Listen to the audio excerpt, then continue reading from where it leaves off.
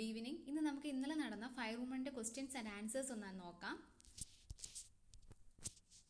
സൗജന്യവും നിർബന്ധിതവുമായ വിദ്യാഭ്യാസ സമ്പ്രദായം തിരുവിതാംകൂറിൽ നടപ്പിലാക്കിയത് ഓപ്ഷൻ സി ആണ്, ഗൗരി പാർവതി ഫായ്. ഒരു ദിവസം നമ്മുടെ വായിൽ വീഴാൻ പോകുന്ന ഒരു ചെറി എന്ന് ഡൽഹൌസി പ്രഭു വിശേഷിപ്പിച്ചത് എന്തിനെയാണ്? Option B Awadh. 2026 G7 ഉച്ചകോടി നടക്കുന്ന രാജ്യം? Option D France. പ്രത്യക്ഷ സമര ദിനത്തിന് ആഹ്വാനം ചെയ്തത് ആരാണ്? Option C Muhammad Ali Jinnah. ശിവയോഗ വിലാസം എന്ന മാസിക ആരംഭിച്ചത് താഴെ പറയുന്നവയിൽ ആരാണ്? Option D Vagbhatananda. പൂർണ്ണ സ്വരാജാണ് കോൺഗ്രസിന്റെ അന്തിമ ലക്ഷ്യമെന്ന് പ്രഖ്യാപിച്ചുകൊണ്ടുള്ള പ്രമേയം പാസാക്കിയ കോൺഗ്രസ് സമ്മേളനം ഏതാണ്? ലാഹോർ. Option A Lahore. മിശ്ര വേലിയേറ്റത്തെക്കുറിച്ച് താഴെ പറയുന്നവയിൽ ശരിയായ പ്രസ്താവന? ഓപ്ഷൻ സി 2 മാത്രമാണ് ശരി. ഉയർന്ന വ്യത്യാസമുള്ള വേലിയേറ്റങ്ങളെ മിശ്ര വേലിയേറ്റം എന്ന് വിളിക്കുന്നു. അന്തരീക്ഷത്തിലെ ഹരിതഗൃഹ വാതകങ്ങളിൽ ഏറ്റവും അധികമുള്ള വാതകം ഡാഷ് ആണ്? Option C carbon dioxide. താഴെ പറയുന്നവയിൽ ഖാരിഫ് വിള സീസണുമായി ബന്ധപ്പെട്ട മാസങ്ങൾ ഏതല്ല? Option B June to September.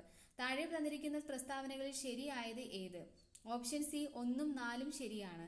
Himalayan പർവ്വതനിരകളിൽ നിന്ന് ഒഴുകുന്ന അരുവികളും നദികളും അപ്രത്യക്ഷമാകുന്ന മേഖലയെ ബാബർ എന്ന് വിളിക്കുന്നു.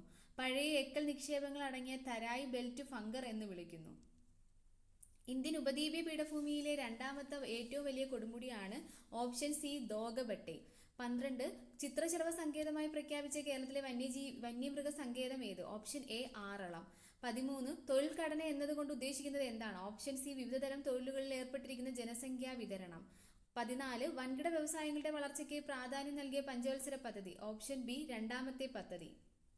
നീതി ആയോഗിന്റെ ആദ്യത്തെ ചീഫ് എക്സിക്യൂട്ടീവ് ഓഫീസർ ആണ്? Option A Sindhushree Khullar. ദാരിദ്ര്യരേഖ നിർണയവുമായി ബന്ധപ്പെട്ട ജയിൽ ജീവിത ചെലവ് എന്ന ആശയം ആരുമായി ബന്ധപ്പെട്ടിരിക്കുന്നു? Option B Dadabhai Naoroji. 18 സാമ്പത്തിക ധനകാര്യ വിവരങ്ങൾ ലഭ്യമാക്കുന്നതിന് വേണ്ടി റിസർവ് ബാങ്ക് ഓഫ് ഇന്ത്യ പുറത്തിറക്കിയ മൊബൈൽ ആപ്ലിക്കേഷന്റെ പേര്? Option D RBI data. 19 ഇന്ത്യയെ സംബന്ധിച്ച് താഴെ പറയുന്ന പ്രസ്താവനകൾ പരിഗണിക്കുക. ഓപ്ഷൻ സി 1ഉം 2ഉം ശരിയാണ്. ഒറ്റ പൗരത്വം മാത്രമേ ഉള്ളൂ. 2 ഭൂപ്രദേശങ്ങളുടെ കൂടിച്ചേർക്കൽ വഴി പൗരത്വം നേടിയേക്കാം.